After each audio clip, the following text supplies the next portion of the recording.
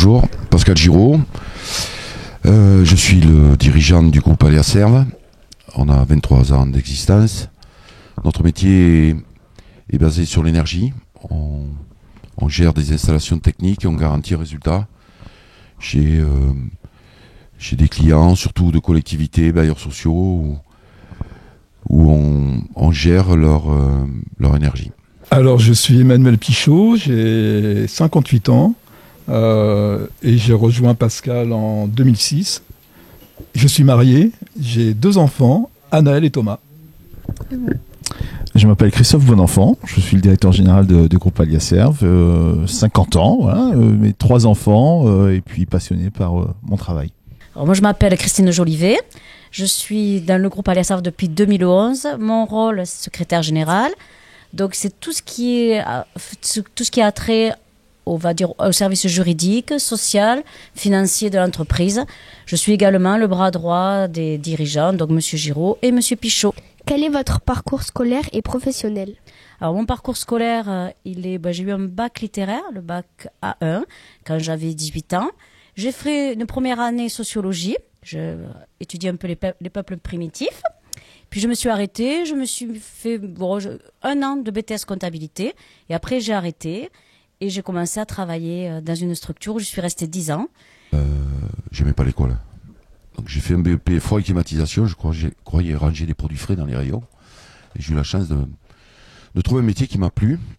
Et je me suis beaucoup investi. Et j'ai eu la chance de faire des rencontres de patrons qui m'ont mené celui que je suis aujourd'hui. Et dans la vie, on a plein de parcours. Il vaut mieux travailler à l'école, parce qu'après, on en chie plus que le contraire. Mais je peux être un exemple pour certains, parce que quand on se bat, on peut réussir. D'où vous êtes venue l'idée de créer une entreprise d'énergie renouvelable ? Alors, je ne sais pas si c'est une idée, mais à l'âge de 20 ans, j'ai travaillé dedans. Ça m'a plu. Et un jour, je voulais prendre l'initiative de le faire différent des autres. Donc, c'est pas quelque chose qui m'est venu du jour au lendemain. C'est plutôt une culture qu'on m'a donnée. Et du jour au lendemain, il a fallu que je dise je voudrais faire la mienne. Voilà. Alors, la mienne, elle est aussi dans le logo que je vous ai parlé. Elle est avec les autres. Vous êtes plusieurs associés. Qu'est-ce qui différencie vos rôles ? Manu, toi, moi ? C'est ça être associé, c'est parfois hésiter. Typiquement, on ne sait pas par qui on va commencer. C'est comprendre les autres, parce quand on est associé, on est souvent complémentaires. C'est comme dans une équipe, en revanche, il faut savoir quels sont les rôles des uns des autres. C'est plutôt des fonctions, c'est plutôt des domaines dans lesquels on va intervenir. Mais il faut aussi arriver à comprendre l'autre pour savoir ce qui éventuellement peut gêner l'autre. Donc, en fin de compte, on est toujours en relation étroite.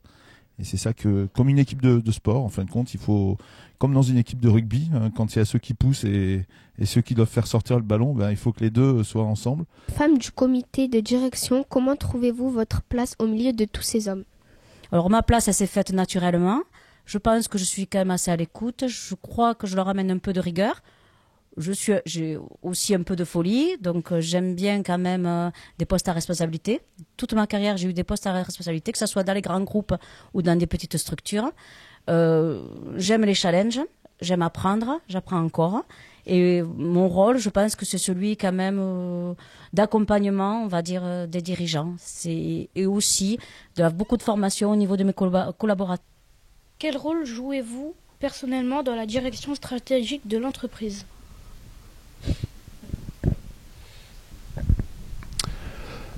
Alors, quand j'ai démarré, j'étais tout seul. Aujourd'hui, on est plus de 500. Alors, effectivement, le rôle, il va changer. C'est plus le même du début à aujourd'hui. Aujourd'hui, tu es plutôt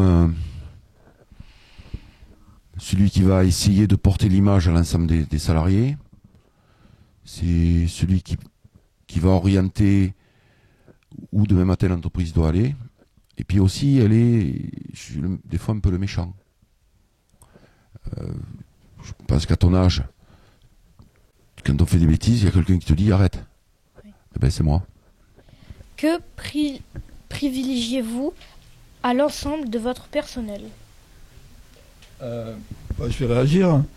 Encore une fois, comme j'expliquais, on l'évoquait ensemble avant ces interviews. c'est que l'entreprise, elle n'existe que grâce à l'ensemble du personnel. Et donc, si on n'est pas en capacité d'être à l'écoute de ces personnes, on ne peut pas malheureusement être à l'écoute de tout le monde, nous en tant que dirigeants, mais on a mis en place des relais qui partagent les mêmes valeurs que nous pouvons partager nous au niveau de la direction générale. Mais ce qui est vraiment important, voilà, c'est d'avoir des équipes qui puissent s'épanouir. Donc, on a créé Alia Serve Academy. Donc ça a été quelque chose c'est quelque chose de très très important auquel on tient énormément, encore une fois. Pourquoi ? Parce qu'Alia Serve Academy, c'est aussi un moyen d'accompagner des futures générations à nos métiers, sachant que, comme je vous l'ai expliqué, c'est que ce qu'on attend de vous demain, c'est pas forcément le savoir-faire, parce que ça, le savoir-faire, vous allez l'apprendre. Comment voyez-vous le futur d'Alia Serve ? On a la chance de travailler malheureusement pour la crise énergétique, donc on travaille beaucoup dans ce domaine-là, donc on le voit de manière très très positive. On sait qu'on aura beaucoup de travail. Il faut garder nos valeurs fondamentales. On est une entreprise, une PME qui a un esprit PME qui va grandir. Et il faut qu'on garde cette authenticité. Il faudra qu'on soit de plus en plus innovant, c'est ce que disait Emmanuel. Innovant, y compris pour accueillir nos collaborateurs. Il faut être innovant surtout sur le travail, sur les nouvelles générations. Quand on a 15 ans, 10 ans ou quand on a 60 ans, il faut arriver à faire vivre des différentes générations, différentes cultures aussi.